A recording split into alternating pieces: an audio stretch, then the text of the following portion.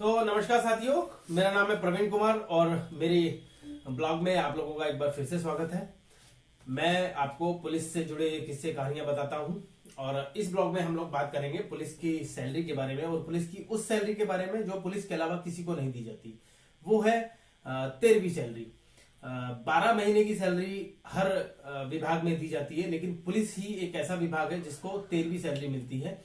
लेकिन उसकी बड़ी दिलचस्प कहानी है कि पुलिस वाले उस सैलरी से खुश हैं या नाखुश हैं, मैं आपको आगे बताता हूँ। और क्या क्या अलाउंस मिलते हैं, किस तरह का भत्ता मिलता है, वो भी बताता हूँ मैं आपको।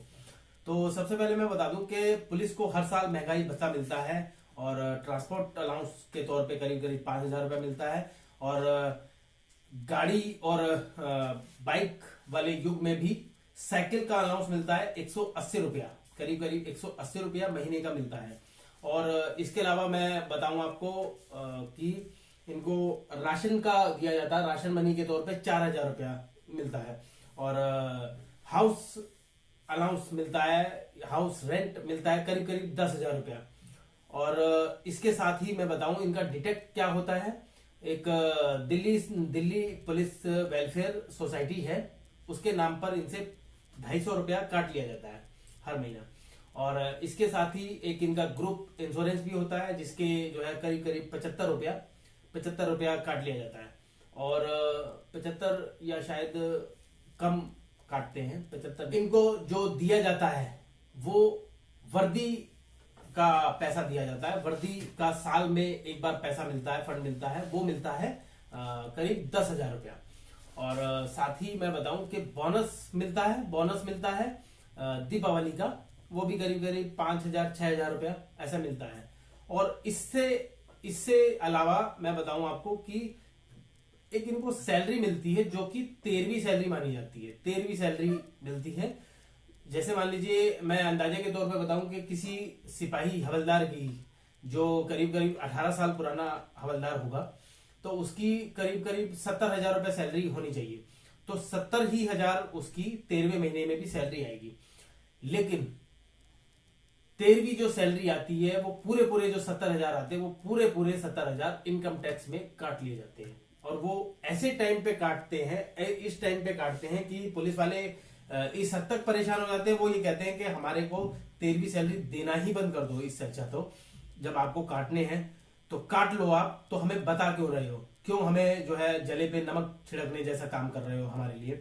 क्योंकि इनके पैसे जो है या तो सीधे सीधे डिडक्ट कर लिए जाते हैं। जैसे मान लीजिए कि दिसंबर महीने में इनकी सैलरी आई 70,000 रुपए, तो इनके जो है 60,000 रुपए 50,000 रुपए कट गया। ये कई बार पूरा भी कट जाता है और कई बार 15,000 20,000 रुपए करके 10,000 रुपए करके भी कट जाता है। अगर 15,000 रुपए कटा तो जनवरी में कटेगा, फिर फरवरी में, फिर मार्च में, फिर अप्रैल में, इस तरीके से कटता है। और ऐसे ही करके 5,000 कट रहा है तो फिर और आगे बढ़ जाता है, 20 कट रहा है तो थोड़ा कम दिनों तक कटता है। इस तरीके से इनकी सैलरी से डिडक्ट हो जाता है वो पैसा। तो पुलिस वाले जो है बड़े परेशान होते हैं। और ये हम लोग बात कर रहे थे इंस्पेक्टर रैंक तक के पुलिस अफसरों की, सिपाही से लेके इंस्पेक्टर रैंक तक को ये सब भत्ता और 13वीं सैलरी जो है वो दी जाती है। उसके अलावा जो एसीपी से लेकर और इसके जो ऊपर की रैंक के अधिकारी होते हैं, उनको 13वीं सैलरी या कोई अलाउंस इस तरह का कुछ नहीं मिलता है। हालांकि उनको मेड मिलती है और बड़ी सारी जो है सुविधाएं दी जाती है, वो उसके बारे में मैं आपको अलग से बताऊंगा। यहाँ मैं आपको सिर्फ सिपाही से लेकर के और इंस्पेक्टर तक की रैंक के अधिकारियों के बारे में बता रहा हूँ। तो उनको जो है 13वीं सैलरी मिलती है, जो कि किसी भी विभाग को नहीं दी जाती। किसी भी पुलिस के अलावा किसी भी संगठन को किसी भी नौकरी में नहीं दी जाती, मतलब सिर्फ इनको दी जाती है। और सीएल मिलती है पुलिस वालों को, इसको कैजुअल लीव कहते हैं, इमरजेंसी लीव कहते हैं। ये जो है करीब करीब 15 दी जाती है साल भर में। और इसके अलावा ईएल दी जाती है। ये ईएल जो होती है वो है अर्न लीव, मतलब कि अगर आपने 300 तय है इनकी, यानी हर साल 30 तय है और टोटल ये 300 तक ले सकते हैं। अगर मान लीजिए 300 तक इन्होंने नहीं ली, तो जब रिटायर होंगे तो रिटायरमेंट पे इनको 300 लीव के पैसे दे दिए जाएंगे। और अगर इन्होंने मान लीजिए लीव अपनी ले ली, 300 पूरी कर ली, 300 के अलावा अगर मान लीजिए ये लीव और लेते हैं तो उसके इनको पैसा देना होगा, एक पर लीव के हिसाब से इनका पैसा कटेगा, मतलब सैलरी से, तनख्वाह से पैसा कटेगा या इनको चुकाना पड़ेगा, आप जैसा भी मान सकते हैं। लेकिन इसमें एक बड़ा अलग सा खेल है, वो मुझे भी बड़ी समझ नहीं आया कभी, कि मान लीजिए साल में इनको 30 लीव मिलती है, जो अर्न लीव है, ईएल जो है वो 30 लीव मिलती है, और किसी पुलिस वाले ने साल भर में सिर्फ 10 लीव अपनी खर्च की, बाकी उसने 20 जो है उसको सोचा कि आगे बढ़ा लेंगे हम तो 300 से ज्यादा हो जाएंगी। तो ऐसा कुछ नहीं है, चाहे वो 10 ले, चाहे 15 ले, चाहे 20 ले, वो जो है उसकी 300 तक ही काउंट रहेंगी। वो जो है ऐसा नहीं है कि वो 450 हो जाएंगी और 500 हो जाएगी, ऐसा कुछ नहीं है। मतलब पैसा उसको एंड में रिटायरमेंट के टाइम पे 300 का ही मिलेगा। और अगर मान लीजिए उसने खर्च कर ली है उससे ज्यादा, तो उसके कट भरे ही जाएंगे, लेकिन ज्यादा नहीं हो सकते। ये जो है बड़ा अलग सा फंडा है, वो पुलिस वालों का है, तो हम इसमें कुछ नहीं कह सकते। खैर, आपको बता दें कि ये जो 13वीं सैलरी है ये पुलिस वालों को इसलिए दी जाती है क्योंकि ये लोग 24 घंटे और 7 दिन ड्यूटी पर रहते हैं, चाहे किसी भी तरह का मौसम हो, सर्दी हो, बरसात हो और गर्मी हो, या कोई भी मौसम हो, किसी भी तरह की परिस्थितियां हो, पुलिस वाले जो है 24 घंटे अपनी ड्यूटी पर तैनात रहते हैं। इसी वजह से सरकार जो है इन्हें सिर्फ पुलिस वालों को 13वीं सैलरी देती है। लेकिन पुलिस वाले जो है इस 13वीं सैलरी से परेशान सिर्फ इस वजह से है सबसे ज्यादा, क्योंकि इनको टैक्स जो है पूरा पूरा भरना होता है। अब टैक्स का मैं बताऊं कि सरकारी आदमी है, चूंकि सरकारी कर्मचारी है, तो टैक्स किसी तरह भी चोरी नहीं कर सकता वो, हालांकि आम आदमी चोरी कर लेता है, लेकिन सरकारी आदमी नहीं करता है। अच्छा, एक बात और मैं बता दूं आपको कि इनको जो है पुलिस वालों को जो है यूनिफॉर्म के नाम पर ही भी सालाना पैसा मिलता है।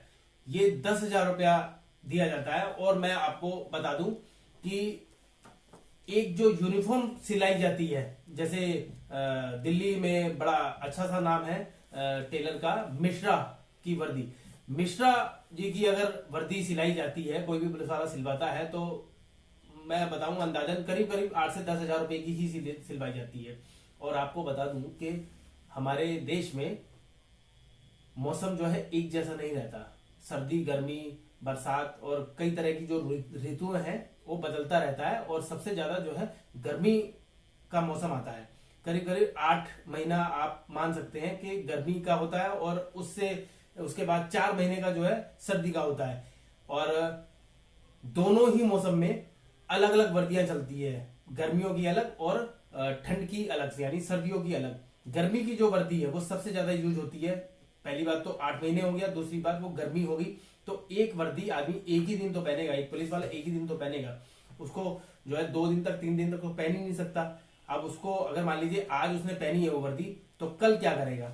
कल के लिए भी उसके पास एक वर्दी होनी चाहिए। अब मान लीजिए आज भी उसकी ड्यूटी थी, कल उसकी नाइट थी, परसों भी उसका अरेंजमेंट लग गया, परसों भी मतलब उसको ड्यूटी पे आना है, तो तीसरे दिन वो वर्दी कहां से लाएगा? या तो वो गंदी पहने, गंदी वो पहन नहीं सकता, पसीने में खराब हो चुकी होगी, सफेद जो है दाग दाग लग जाते हैं, और चूंकि खाकी वर्दी है, सफेद दाग बिल्कुल साफ साफ दिखता है।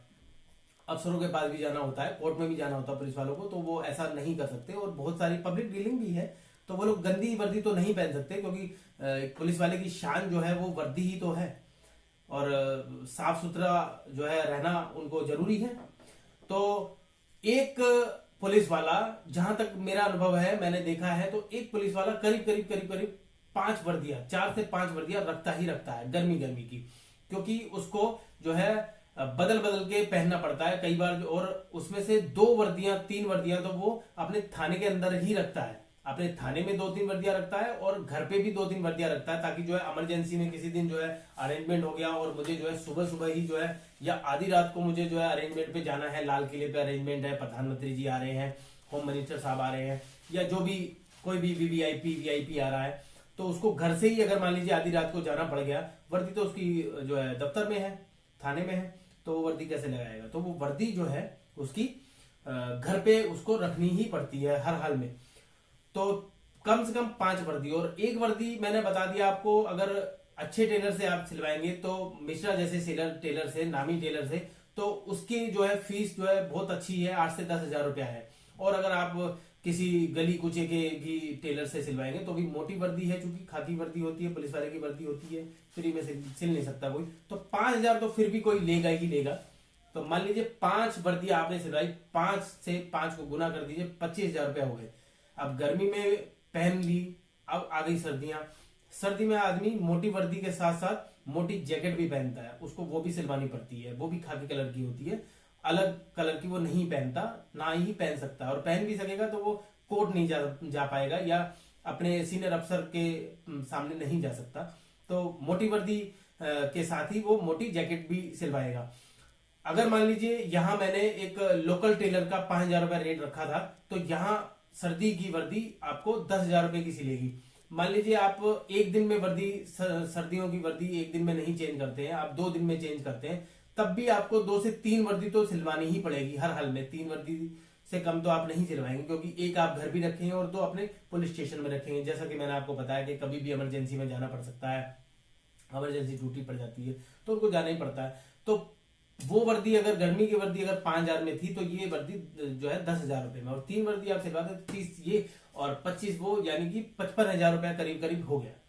अब आप बताइए कि साल भर में 55 हजार रुपए इनके वर्दी में खर्च हो रहे हैं, जिसके जो है इनको मिल कितने रहे हैं, एक 10 हजार रुपया। ये बड़ी जो है सोचने वाली बात है, क्योंकि ये तो कोई भी सोच सकता है कि हम क्या दे रहे हैं इनको, और इनकी क्या वर्दी, जैसे हमारे जो कपड़े हैं, जो हमारे क्या कपड़े साल भर तक चल जाते हैं, और हमें कितने कपड़े पहनने पड़ते हैं, हमारे पास 1 2 जोड़ी, 3 जोड़ी, 4 जोड़ी, 5 जोड़ी थोड़ी ना होता है, हमारे पास बहुत सारे जोड़ी होते हैं, 10 10 जोड़ी, 20 20 जोड़ी भी होते हैं। और बहुत सारे जो कपड़ों के शौकीन है वो तो 30 30 50 50 जोड़ी भी रखते हैं। लेकिन खैर ये शौक अपना नहीं कर सकते, ये तो खाकी वर्दी में ही रहते हैं, तो इनको तो वही पहननी है। लेकिन वो भी तो बदल बदल के ही पहनेंगे, उसको भी एक ही वर्दी बार बार नहीं पहनी जा सकती, क्योंकि वो गंदी हो जाती है, स्वाभाविक सी बात है। तो क्या अफसरों को ये नहीं पता है, या जो नेता हैं जो स्कीम्स बनाते हैं उनको क्या इस बारे में जानकारी नहीं है कि हम लोग जो है इनको क्या अलाउंस दे रहे हैं, और क्या जो है भत्ता दे रहे हैं, और किस तरीके से हम लोगों का इनकम टैक्स काट रहे हैं। जब 13वीं सैलरी आप दे रहे हैं तो 13 का मतलब 13 ही देना चाहिए, 13वीं का मतलब 13वीं। इसका मतलब ये नहीं कि आपकी 13वीं सैलरी पूरी पूरी इनकम टैक्स में चलेगी। सरकारी नौकर है, सरकारी तो है ही है, लेकिन साथ में जनता का नौकर है, वो जनता का सेवक है, वो जनता की सेवा के लिए बैठा है। वो कोई अपना घर का काम नहीं कर रहा है। कोई भी पुलिस वाला, कोई भी सिपाही हवलदार जो सड़क पे नौकरी कर रहा है, सड़क पे जो है हमारी रक्षा सुरक्षा कर रहा है, वो अपने लिए नहीं कर रहा है, वो हमारे लिए, आपके लिए कर रहा है, ताकि हम लोग, आप लोग जो है चैन से अपने घर में सो सके। तो पुलिस वालों को, अफसरों को इस बारे में संज्ञान लेना चाहिए। चलिए आज की वीडियो में यहीं समाप्त करता हूं, और मैं आपसे अब कल अगले किसी अच्छे टॉपिक पे बात करूंगा, और या फिर आप मुझे बताइएगा कमेंट करके कि आप लोग किस पे सुनना चाहते हैं, किस टॉपिक पे सुनना चाहते हैं, मैं उसी पे आपको नया वीडियो बना के दूंगा। इसी के साथ विदा लेता हूं, नमस्कार।